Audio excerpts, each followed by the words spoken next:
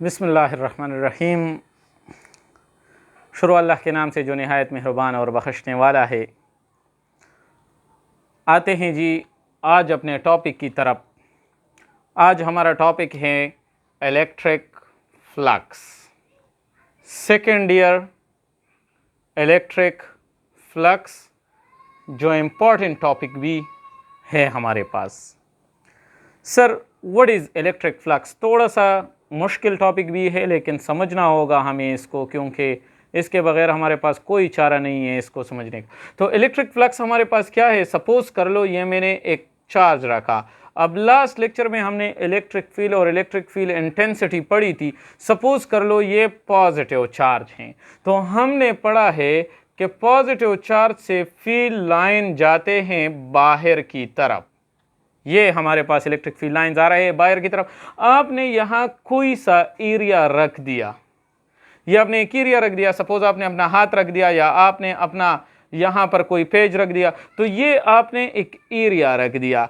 अब अगर आप देखो इस एरिया में से कुछ लाइन पास हो रहे हैं। सर कितने लाइन पास हो रहे हैं? तो अगर आप नोट कर लो 1 2 3, तो 3 लाइन पास हो रहे। So the numbers of electric field lines passing through certain area. लेकिन एरिया आपने कैसे रखा होगा? एरिया आपने परपेंडिकुलर रखा होगा to the electric field lines. तो जितने इलेक्ट्रिक फील्ड लाइंस किसी एरिया से पास होते हैं और एरिया हमने परपेंडिकुलर रखा हो, तो that is called electric flux. Sir how we define? जैसे कि अभी यहां मैंने समझाया उसी तरह कि the number of electric field lines, number of electric field lines passing through where? Passing through certain area। जो कहां से पास हो रहे हो? एक एरिया से पास हो रहे हो। और एरिया कैसे रखा हो हमने? Placed perpendicular to the electric field lines. और एरिया को हमने परपेंडिकुलर रखा हो, perpendicular to electric field lines, then it is called electric flux. The number of electric field lines passing through certain area placed perpendicular to the electric field lines is known as electric flux. This is the simple definition of it. लेकिन अगर इसकी हम एक और definition को जरा सा study कर ले, तो यहां हमारे पास एक और definition इसका है कि the dot product, कौन सा product? dot product of who? Dot product of electric field intensity. अगर हम डॉट प्रोडक्ट लेते हैं इलेक्ट्रिक फील्ड इंटेंसिटी का और वेक्टर एरिया का, the dot product of electric field intensity and vector area is also called electric flux. अब सवाल ये है सर कि इलेक्ट्रिक फील्ड इंटेंसिटी तो हमें पता है कि the strength of electric field, लेकिन सवाल ये है ये वेक्टर एरिया क्या होता है? तो जरा समझते हैं वेक्टर एरिया को और उसके बाद फिर इसके मजीद इंट्रोडक्शन की तरफ आते हैं। वेक्टर एरिया क्या है? सपोज कर लो ये मेरे पास एक एरिया है which is known as surface area. अब इस एरिया का डायरेक्शन नहीं है, it is a scalar quantity. लेकिन अगर आप एक काम कर लो कि यहां आप इसके ऊपर एक वेक्टर ड्रा कर लो। क्या ड्रा कर लो? एक वेक्टर। सपोज कर लो ये मेरा हाथ, ये एक एरिया है और आपने इसके ऊपर ये मार्कर ड्रा कर दिया। तो अगर आप देखो यहां पर इस मार्कर का, यहां पर इसका कुछ ना कुछ मैग्नीट्यूड होगा। तो सपोज कर लो यहां ये जो सरफेस एरिया है इसका मैग्नीट्यूड है 4 मीटर स्क्वायर। लेट्स सपोज यहां आपने जब इसका जो परपेंडिकुलर आपने वेक्टर ड्रा किया है, जब इसका मैग्नीट्यूड आपने देखा, तो सपोज वो भी कितना है? 4 मीटर स्क्वायर। तो sir what is vector area? Vector area is a vector. ये क्या है? एक वेक्टर है। किस तरह का वेक्टर है? जिसका मैग्नीट्यूड बराबर है मैग्नीट्यूड ऑफ सरफेस एरिया के। एक ऐसा वेक्टर जिसका मैग्नीट्यूड बराबर हो मैग्नीट्यूड ऑफ सरफेस एरिया के, तो और वो जो वेक्टर है वो हमेशा परपेंडिकुलर हो सरफेस एरिया के, तो फिर उस वेक्टर को कहते हैं vector area. Sir how we define a vector whose magnitude, एक ऐसा वेक्टर जिसका मैग्नीट्यूड क्या हो? इक्वल हो to the magnitude of surface area. जिसका मैग्नीट्यूड सरफेस एरिया के बराबर हो, but always normal to the surface area, but always normal, लेकिन हमेशा नॉर्मल हो किसके, टू सरफेस एरिया के, तो फिर इस तरह के वेक्टर को हम कहते हैं वेक्टर एरिया। जैसे कि यहां इस मार्कर का मैग्नीट्यूड अगर मैं देख लूं और साथ में अगर इस हैंड के एरिया का मैग्नीट्यूड मैं देख लूं, अगर दोनों की मैग्नीट्यूड बराबर हो तो फिर इस मार्कर को मैं कहूंगा वेक्टर एरिया। तो वेक्टर एरिया का हमारे पास अगर लिखना चाहते हैं मैथमेटिकली, तो a vector area is always equal to A, यानी magnitude of surface area, and direction is always normal to the surface area, तो दैट इज वेक्टर एरिया। तो यही वजह है जब हम डिफाइन करते हैं इलेक्ट्रिक फ्लक्स को, तो इलेक्ट्रिक फ्लक्स का एक डेफिनेशन है the dot product of electric field intensity and vector area. और वेक्टर एरिया क्या है, a vector whose magnitude is equal to the magnitude of surface area while perpendicular to the surface area. तो ये हमारे पास vector area का definition इसमें आ गया। दोबारा मैं आता हूं अपने टॉपिक इलेक्ट्रिक फ्लक्स की तरफ। इलेक्ट्रिक फ्लक्स में इलेक्ट्रिक फील्ड इंटेंसिटी और वेक्टर एरिया के दरमियान डॉट प्रोडक्ट है। Sir what is the symbol of electric flux? Symbol क्या है इलेक्ट्रिक फ्लक्स का? तो it is denoted by pi, इसको हम डिनोट करते हैं पाई से। Sir how we calculate it mathematically? तो mathematically it can be calculated as pi is equal to E dot A, electric field intensity and a vector area. Now if there is some angle between, if there is some angle between electric field intensity and vector area, अगर vector area और electric field intensity के दरमियान हमारे पास कुछ angle हो, तो फिर ये फ्लक्स बराबर हो जाएगा ई ए कॉस थीटा के। किसके बराबर हो जाएगा?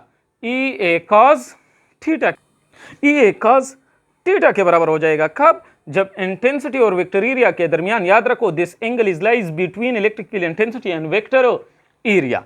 लिहाजा अब यहां पर हमारे पास अगर देखा जाए तो दो केसेस बन रहे हैं इस इक्वेशन के मुताबिक। वो एक केस हमारे पास ये है, केस नंबर 1। सर क्या केस बन रहा है हमारे पास? एक केस हमारे पास बन रहा है कि इफ एंगल इज जीरो, मतलब the angle between electric field intensity and vector area is zero, तो फिर क्या होगा? तो फिर फ्लक्स हो जाएगा pi is equal to E A cos zero का, जीरो का मतलब है 1, तो यहां से हो जाएगा E A, then the flux will be maximum. Sir how? Suppose कर लो ये इलेक्ट्रिक फील्ड लाइंस आ रहे हैं, यहां पर आपने एरिया रखा हुआ है, अगर वेक्टर एरिया का डायरेक्शन भी ये है, अगर इंटेंसिटी का डायरेक्शन भी ये है, तो आपके पास फिर फ्लक्स मैक्सिमम होगा। लेकिन अगर आपके पास केस 2 में, case number 2, F theta is 90 degree, 90 degree का मतलब यह है कि आपके पास जो एरिया का वेक्टर एरिया है, वेक्टर एरिया और electric field lines, if they are perpendicular to each other, अगर ये परपेंडिकुलर हो तो फिर फ्लक्स का फॉर्मूला हो जाएगा ई ए कॉस 90, और कॉस 90 हमें पता है डेट इज जीरो, सो यहां पर सारा फ्लक्स जीरो हो जाएगा, मतलब एरिया में से कोई लाइन पास नहीं होगा, तो हमारे पास फिर फ्लक्स जीरो आ जाएगा। अब sir what is its unit? इसकी यूनिट क्या होगी? What is its unit? तो अगर यूनिट की बात करें तो इसकी यूनिट हम यहां पर इक्वेशन से मालूम कर सकते हैं। हमारे पास इलेक्ट्रिक फील्ड इंटेंसिटी की यूनिट है न्यूटन पर कूलम और एरिया का यूनिट है metre square, so its unit is known as newton metre square by coulomb. सवाल यह है सर कि ये क्वांटिटी कौन सी है, ये क्वांटिटी कौन सी है? तो याद रखो इलेक्ट्रिक फ्लक्स के लिए कोई डायरेक्शन नहीं चाहिए, क्योंकि ये डॉट प्रोडक्ट है, डॉट प्रोडक्ट से हमेशा स्केलर क्वांटिटी बनती है। तो यही वजह है कि हमारे पास जो इलेक्ट्रिक फ्लक्स है it is a scalar quantity, it means it do not needs any kind of direction. तो अब यहां पर ये एक स्केलर क्वांटिटी है, इसके लिए कोई डायरेक्शन की जरूरत नहीं है। लेकिन अब अगर हम आते हैं इसके टाइप्स की तरफ, Okay, how many types of electric flux we have? So there are 3 types of electric flux we have. Sir कौन कौन से हैं? नंबर 1 पहला है positive flux. Which one flux? Positive flux. Suppose कर लो ये मेरे पास एक क्यूब पड़ा हुआ है, एक बक्सा पड़ा हुआ है, यहां से फील्ड लाइन आ रहे हैं सर कितने 1 2 3 4, कितने लाइन अंदर आ रहे हैं 4।